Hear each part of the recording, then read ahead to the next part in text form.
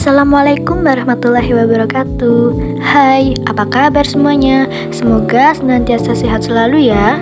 Kembali lagi di podcast Vida. Vida ucapkan selamat datang untuk pendengar semuanya. Kali ini Vida akan mereview buku Kumpulan Cerita Horor oleh Zulkarnain Hutomo. Di dalam buku ini ada beberapa cerita yang menarik dan bikin merinding pokoknya. So, buat kalian yang suka dengerin cerita horor, pasti bakal ketagihan deh baca buku ini. Karena cerita ini berasal dari real story seseorang yang mengalaminya.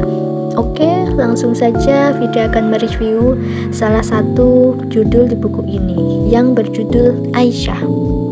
Suatu ketika pada malam hari di asrama ada seorang anak laki-laki sedang panas. Namanya Husein. Sebenarnya sore itu dokter sudah menyatakan sembuh, tapi Husein hanya diizinkan besok pagi untuk kembali ke asrama. Dokter Hamid menyuruhnya besok saja karena kamar Husein belum dibersihkan.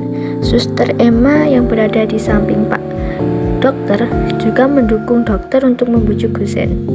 Husein terpaksa menurut sambil bersungut-sungut karena Husein sudah tinggal di sini selama 3 hari yang letaknya bersebelahan dengan ibu asrama. Karena di ruangan tersebut tidak ada televisi dan radio, setiap hari yang dikerjakannya hanyalah membaca buku-buku cerita yang usang yang dipinjam dari Syahril, anak tukang kebun. Saat itu Husein hanya terfokus pada buku cerita yang dipinjamnya dari Syahril, karena baginya tiada jalan lain untuk membunuh waktu yang membosankan dengan memaksa dirinya memahami dan terlarut dengan setiap alur cerita. Tak terasa, waktu berlalu begitu cepat. Jam sudah menunjukkan hampir pukul 12:30 pagi. Husein memandang ke arah jendela di sampingnya yang terbuka setengah. Saat Husein membuka jendela, ia melihat sosok bayangan putih terkelebat di atas pohon tepat di seberang kamarnya. Sosok itu adalah sesosok wanita muda cantik yang sedang duduk-duduk di atas dahan. Wanita misterius itu terus saja asik bersenandung seolah tak ada yang melihatnya. Husein menatapnya, tak berkedip. Tiba-tiba wanita itu terbang, melayang, dan berdiri begitu dekat dengan Husein. Husein refleks dan langsung menutup jendela kamarnya rapat-rapat. Dia berteriak sambil mengucap doa-doa yang pernah ia pelajari selama ini.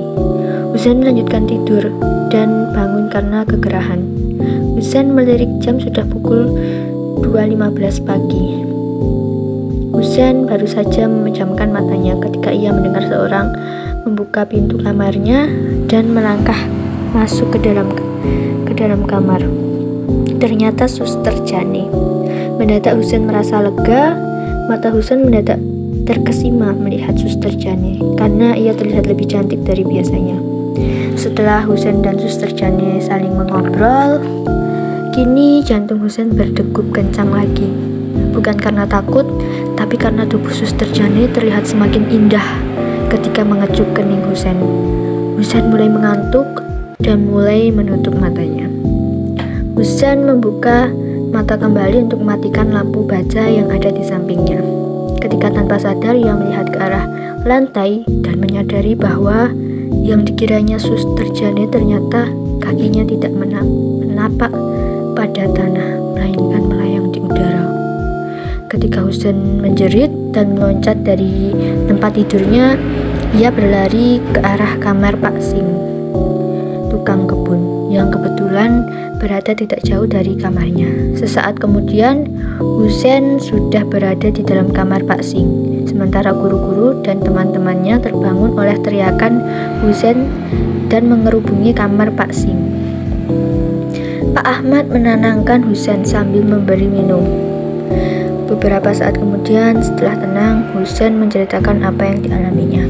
Kemudian Pak Sing menceritakan bahwa beberapa tahun silam ada seorang siswa yang dikeluarkan dari sekolah asrama karena berpacaran dengan anak seorang tukang kebun waktu itu. Sejak saat itu ada anak laki-laki tersebut tidak pernah lagi menampakkan batang hidungnya. sehingga Aisyah merasa putus asa dan mengakhiri hidupnya dengan menggantung diri di atas pohon, tepat di depan kamar klinik asrama. Tak lama setelah peristiwa itu, beberapa siswa dan guru menemui hal-hal ganjil dan menyeramkan di sekitar pohon tersebut, terutama pada malam bulan purnama, seperti apa yang dialami Husan pada malam itu. Nah, itu tadi review buku horor yang ceritanya nyeremin banget kan? Kalau kalian kurang puas dengan reviewnya, kalian bisa banget baca bukunya langsung di kumpulan cerita horor yang berasal dari real story seseorang yang mengalaminya, oleh Zulkarnain Hutomo Rais. Penerbitnya CV Garuda Mas Sejahtera. Nah, itu tadi review buku horor versi aku ya. Terima kasih sudah mendengarkan podcastku. Sampai jumpa di episode podcast selanjutnya. Wassalamualaikum warahmatullahi wabarakatuh.